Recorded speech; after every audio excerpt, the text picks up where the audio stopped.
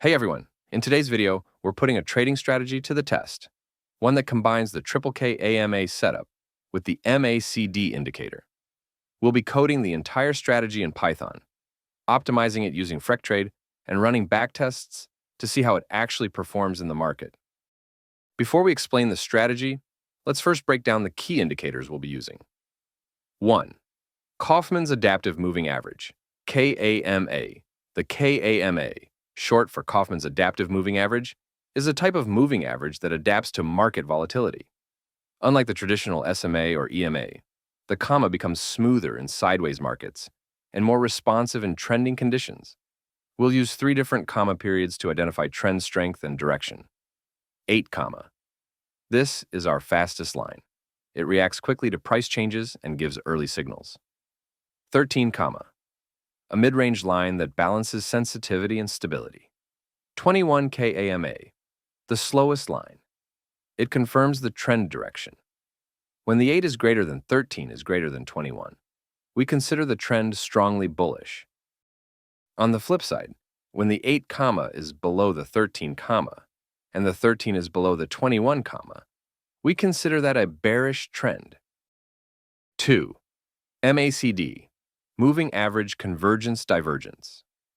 The MACD, or Moving Average Convergence Divergence, is a powerful momentum indicator that helps us detect trend shifts and potential entry or exit points. It's made up of 2 key components. MACD line. This is the difference between the 12-period EMA and the 26-period EMA. It reflects short-term momentum compared to the longer-term trend. Signal line. A 9-period EMA of the MACD line. It acts as a trigger for buy and sell signals. When the MACD line crosses above the signal line, it signals increasing buying momentum, a potential buy signal. When the MACD line crosses below the signal line, it signals growing selling momentum, a potential sell signal. By combining the triple KAMA and the MACD, we create a strategy that balances trend detection with momentum confirmation. Now that we understand how each indicator works, let's walk through how we apply them to identify trade opportunities. To enter a long position, we wait for all of the following conditions to be met. 1. 8 comma crosses above the 21 comma. This serves as an early sign that short-term momentum is shifting upward. 2. 13 comma also crosses above the 21 comma. This step confirms the trend is strengthening. At this point, the comma lines are aligned in a clear, bullish sequence. 3. MACD line crosses above the signal line. This confirms that upward momentum is building, adding another layer of confirmation before entry. Once all 3 conditions are met, we enter the long trade on the next candle. This ensures we're not acting on a single signal, but on a combination of technical factors working together. No strategy is complete without proper risk management. Here's how we control risk in this setup. Place the stop loss just below the signal candle. To give the trade some breathing room, subtract 2.5 times the average true range, ATR, from the closing price of the signal candle. This helps account for normal market volatility while keeping risk under control. For the take profit level, we use a 2-to-1 reward to risk ratio. This means the distance from your entry price to the take profit target should be twice as large as the distance between your entry and stop loss. When the price reaches our take profit level, we exit the trade to secure our gains. Entering a short position.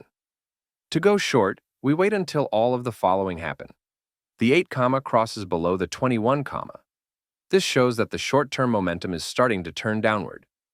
Then, the 13 comma also crosses below the 21 comma, confirming that the downward trend is gaining strength.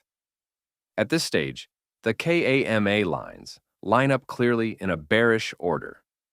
Finally, the MACD line crosses below the signal line, which tells us that selling momentum is increasing. Once all 3 signals are in place, we enter a short trade on the next candle. For managing risk, we place the stop loss just above the signal candle, giving some space by adding 2.5 times the ATR to the signal candle's close price. This helps protect us from normal price swings while limiting losses. For the take profit, we use a 2-to-1 reward to risk ratio, meaning we set our target at 2 times the distance between our entry and stop loss. When the price hits this take profit level, we exit the trade and lock in our profit. Now that we've covered the strategy, let's move on to the optimization phase. We're going to use Freqtrade, a free and open source crypto trading bot written in Python, to help us find the best parameters for this strategy. If you're curious to learn more about Freqtrade, check out the link in the description for a full course that walks you through it step by step. Here's the plan. We'll test the strategy on the 1-hour time frame. The historical data is split into 2 parts. In-sample data, 8 months. This is where we'll tune and optimize our parameters. Out-of-sample data, 4 months. This will be used to test how well the strategy performs on new, unseen data. Just like in real trading, we're focusing on a few key parameters: KAMA and MACD, cross-rolling window. Since crossovers don't always happen at the exact same time, this setting defines how many candles the crossover signal remains valid for. ATR multiplier and risk ratio.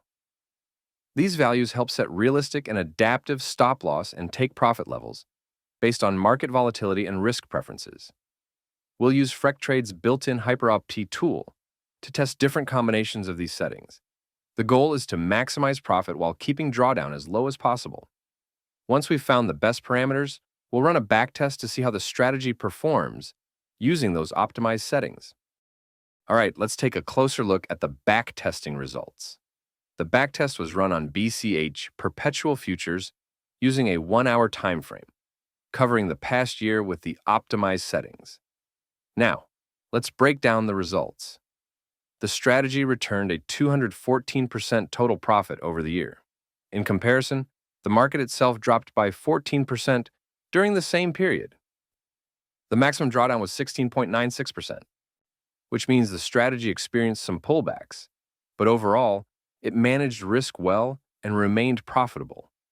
Next, let's take a look at the visual summary of the results.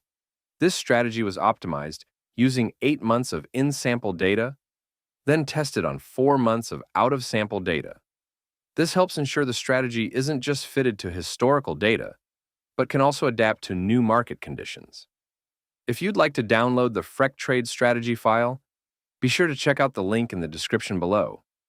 I've also created a pair-optimized version, allowing you to trade multiple pairs in one setup, each with its own fine-tuned parameters for better performance. If you found this video helpful, don't forget to subscribe, turn on notifications, and share it with your friends. Thanks for tuning in, and I'll catch you in the next one.